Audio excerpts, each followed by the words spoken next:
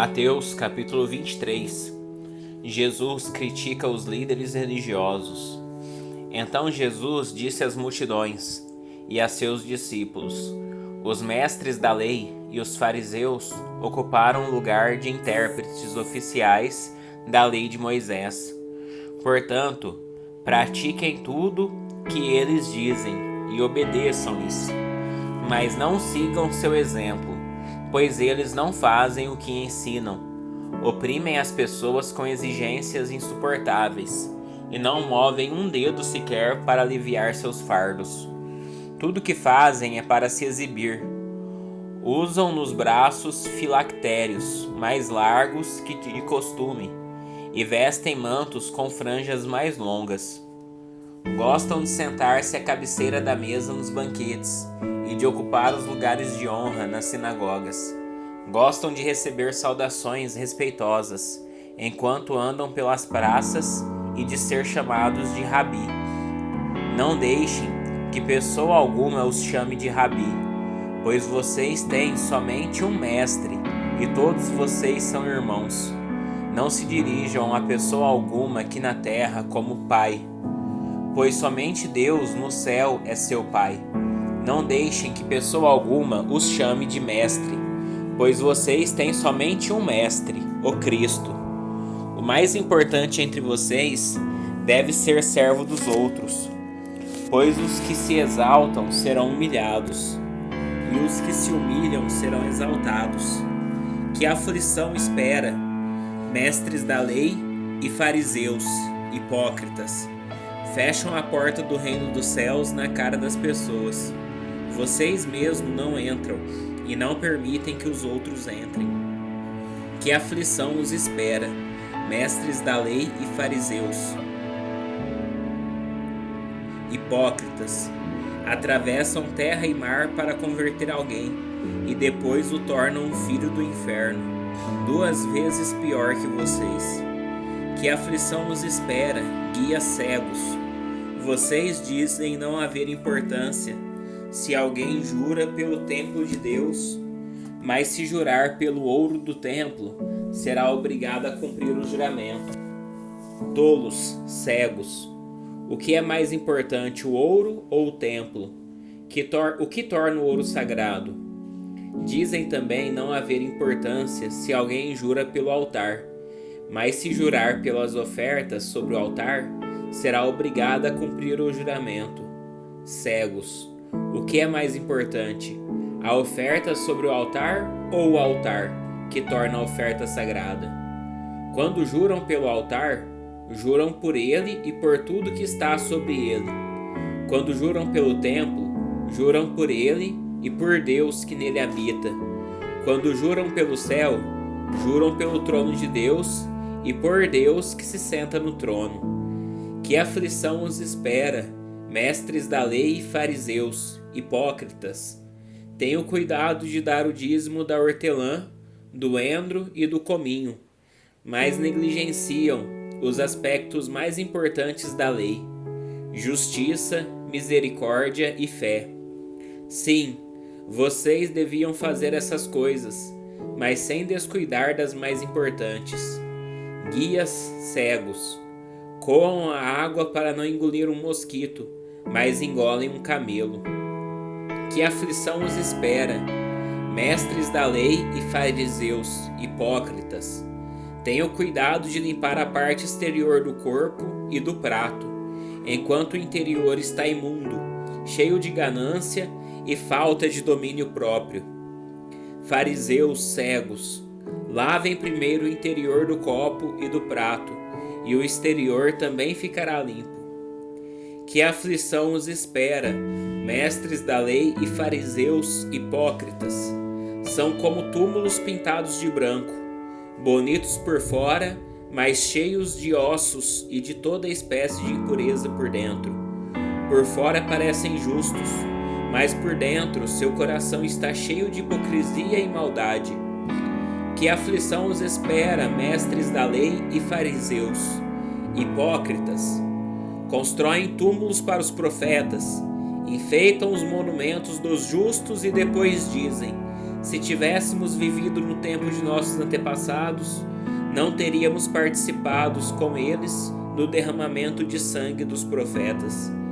Ao dizer isso, porém, testemunham contra si mesmos que são, de fato, descendentes dos que assassinaram os profetas. Vão e terminem o que seus antepassados começaram. Serpentes, raça de víboras, como escaparão do julgamento do inferno? Por isso eu lhes envio profetas, homens sábios e mestres da lei. Vocês crucificarão alguns e açoitarão outros nas sinagogas, perseguindo-os de cidade em cidade.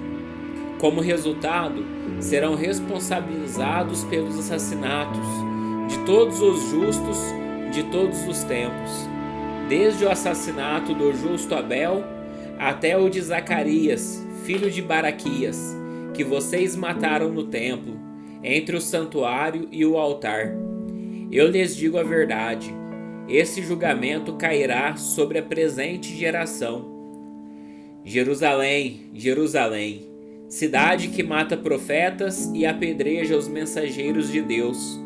Quantas vezes eu quis juntar seus filhos, como a galinha protege os pintinhos sob as asas, mas você não deixou.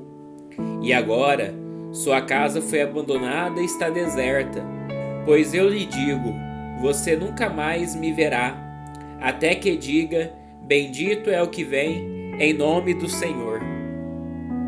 Mateus capítulo 24. Jesus fala de acontecimentos futuros. Quando Jesus saía da área do templo, seus discípulos lhe chamaram a atenção para as diversas construções do edifício. Ele, porém, disse: estão vendo todas estas construções? Eu lhes digo a verdade, elas serão completamente demolidas, não restará pedra sobre pedra. Mais tarde, Jesus sentou-se no Monte das Oliveiras. Seus discípulos vieram até ele em particular e perguntaram: diga-nos, quando isso tudo vai acontecer? Que sinal indicará sua volta e o fim dos tempos? Jesus respondeu: não deixem que ninguém os engane, pois muitos virão em meu nome dizendo: eu sou o Cristo, e enganarão muitos. Vocês ouvirão falar de guerras e ameaças de guerras, mas não entrem em pânico. Sim, é necessário que essas coisas ocorram, mas ainda não será o fim.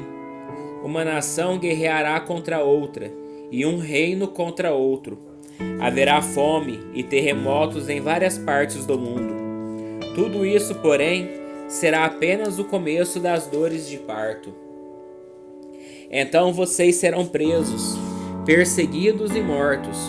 Por minha causa serão odiados em todo o mundo. Muitos se afastarão de mim, e trairão e odiarão uns aos outros. Falsos profetas surgirão em grande número e enganarão muitos. O pecado aumentará e o amor de muitos esfriará. Mas quem se mantiver firme até o fim será salvo. As boas novas a respeito do reino serão anunciadas em todo o mundo, para que todas as nações as ouçam, então virá o fim. Chegará o dia em que vocês verão aquilo de que o profeta Daniel falou, a terrível profanação que será colocada no lugar santo. Leitor, preste atenção. Quem estiver na Judéia, fuja para os montes. Quem estiver no terraço, no alto da casa, não desça para pegar suas coisas. Quem estiver no campo, não volte nem para pegar o manto. Que terríveis serão aqueles dias para as grávidas e para as mães que estiverem amamentando. Orem para que a fuga de vocês não seja no inverno, nem no sábado, pois haverá mais angústia que em qualquer outra ocasião, desde o começo do mundo. E nunca mais haverá angústia tão grande. De fato, se o tempo de calamidade não tivesse sido limitado, ninguém sobreviveria, mas esse tempo foi limitado por causa dos escolhidos. Portanto, se alguém lhes disser: vejam, aqui está o Cristo, ou ali está ele, não acreditem, pois falsos cristos e falsos profetas surgirão e realizarão grandes sinais e maravilhas, a fim de enganar, se possível, até os escolhidos. Vejam que eu os avisei disso de antemão. Portanto, se alguém lhes disser, ele está no deserto, nem se deem ao trabalho de sair para procurá-lo. E se disserem, está escondido aqui, não acreditem, porque assim como o relâmpago lampeja no leste e brilha no oeste, assim será a vinda do Filho do Homem. Onde estiver o cadáver, ali se juntarão os abutres. Imediatamente depois da angústia daqueles dias, o sol escurecerá, a lua não dará luz, as estrelas cairão do céu e os poderes dos céus serão abalados. Então, por fim, aparecerá no céu o sinal da vinda do Filho do Homem, e haverá grande lamentação entre todos os povos da terra. Eles verão o Filho do Homem vindo nas nuvens do céu com poder e grande glória. Ele enviará seus anjos com um forte sopro de trombeta, e eles reunirão os escolhidos de todas as partes do mundo, de uma extremidade à outra do céu. Agora, aprendam a lição da figueira. Quando os ramos surgem e as folhas começam a brotar, vocês sabem que o verão está próximo. Da mesma forma, quando virem todas essas coisas, saberão que o tempo está muito próximo à porta. Eu lhes digo a verdade, esta geração certamente não passará até que todas essas coisas tenham acontecido. O céu e a terra desaparecerão, mas as minhas palavras jamais desaparecerão. Contudo, ninguém sabe o dia nem a hora em que essas coisas acontecerão, nem mesmo os anjos no céu, nem o Filho. Somente o Pai sabe. Quando o Filho do Homem voltar, será como no tempo de Noé, nos dias antes do dilúvio.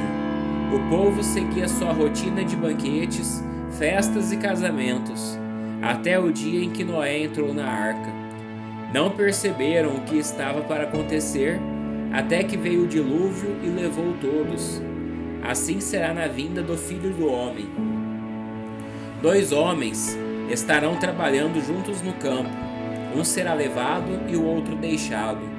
2 mulheres estarão moendo cereal no moinho, uma será levada e a outra deixada. Portanto, vigiem, pois não sabem em que ocasião o Senhor virá. Entendam isto: se o dono da casa soubesse exatamente a que horas viria o ladrão, ficaria atento e não permitiria que a casa fosse arrombada. Estejam também sempre preparados, pois o Filho do Homem virá quando menos esperam.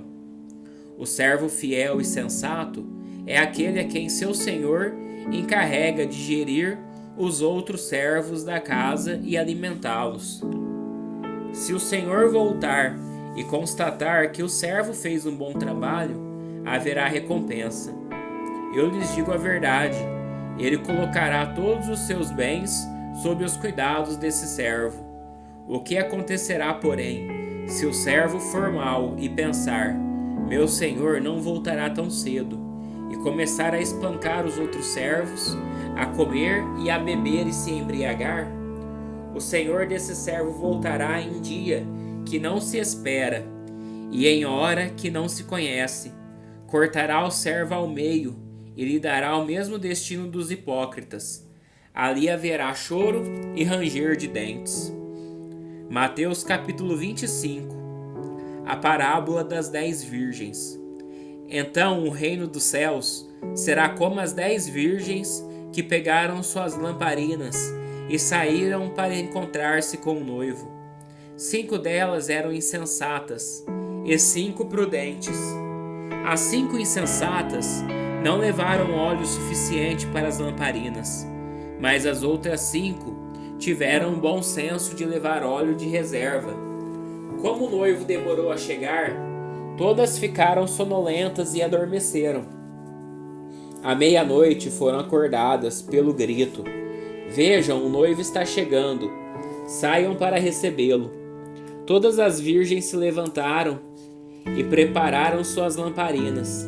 Então as 5 insensatas pediram às outras: por favor, dê-nos um pouco de óleo, pois nossas lamparinas estão se apagando. As outras, porém, responderam: não temos o suficiente para todas. Vão e compre óleo para vocês. Quando estavam fora comprando óleo, o noivo chegou. Então as 5 que estavam preparadas entraram com ele no banquete de casamento e a porta foi trancada.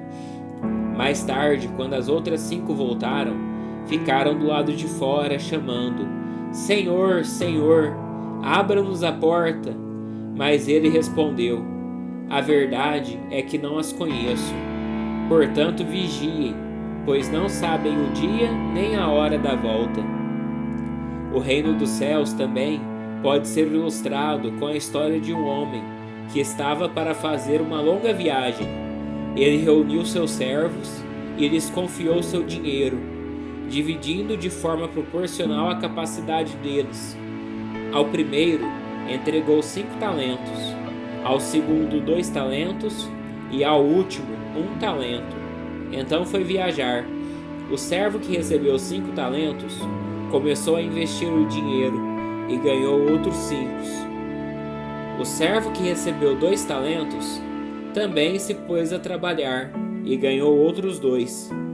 Mas o servo que recebeu 1 talento cavou um buraco no chão e ali escondeu o dinheiro de seu senhor. Depois de muito tempo, o senhor voltou de viagem e os chamou para prestarem contas de como haviam usado o dinheiro. O servo ao qual ele havia confiado 5 talentos se apresentou com mais 5. O senhor me deu 5 talentos para investir e eu ganhei mais 5. O senhor disse: muito bem, meu servo bom e fiel. Você foi fiel na administração dessa quantia pequena e agora lhe darei muitas outras responsabilidades. Venha celebrar comigo. O servo que havia recebido 2 talentos se apresentou e disse: o senhor me deu 2 talentos para investir e eu ganhei mais 2. O senhor disse: muito bem, meu servo bom e fiel. Você foi fiel na administração dessa quantia pequena e agora lhe darei muitas outras responsabilidades. Venha celebrar comigo. Por último, o servo que havia recebido 1 talento veio e disse: eu sabia que o senhor é homem severo, que colhe onde não plantou e ajunta onde não semeou. Tive medo de perder seu dinheiro, pois o escondi na terra. Aqui está ele. O senhor, porém, respondeu: servo mau e preguiçoso.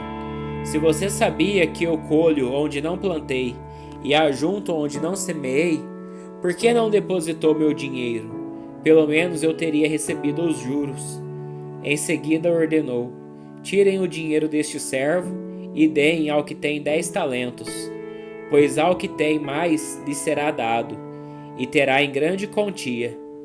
Mas o que tem nada, mesmo que não tem, lhe será tomado. Agora lancem este servo inútil para fora, na escuridão, onde haverá choro e ranger de dentes. Quando o Filho do Homem vier em sua glória, acompanhado de todos os anjos, ele se sentará em seu trono glorioso. Todas as nações serão reunidas em sua presença, e ele separará as pessoas como um bom pastor separa as ovelhas dos bodes. Colocará as ovelhas à sua direita e os bodes à sua esquerda. Então o rei dirá aos que estiverem à sua direita: venham, vocês que são abençoados por meu Pai. Recebam como herança o reino que ele lhes preparou, desde a criação do mundo. Pois tive fome e vocês me deram de comer, tive sede e me deram de beber. Era estrangeiro e me convidaram para sua casa. Estava nu e me vestiram. Estava doente e cuidaram de mim. Estava na prisão e me visitaram. Então os justos responderão: Senhor, quando foi que o vimos faminto e lhe demos de comer? Ou sedento e lhe demos de beber? Ou como estrangeiro e o convidamos para a nossa casa? Ou nu e o vestimos? Quando foi que o vimos doente ou na prisão e o visitamos? E o rei dirá: eu lhes digo a verdade, quando fizeram isso ao menor destes meus irmãos, foi a mim que o fizeram. Em seguida o rei se voltará para os que estiverem à sua esquerda e dirá: fora daqui, malditos, para o fogo eterno preparado para o diabo e seus anjos. Pois tive fome e vocês não me deram de comer, tive sede e não me deram de beber, era estrangeiro e não me convidaram para a sua casa, estava nu e não me vestiram, estava doente na prisão e não me visitaram. Então eles dirão: Senhor, quando o vimos faminto, sedento, como estrangeiro, nu, doente ou na prisão e não o ajudamos? Ele responderá: eu lhes digo a verdade, quando se recusaram a ajudar o menor destes meus irmãos e irmãs, foi a mim que se recusaram a ajudar.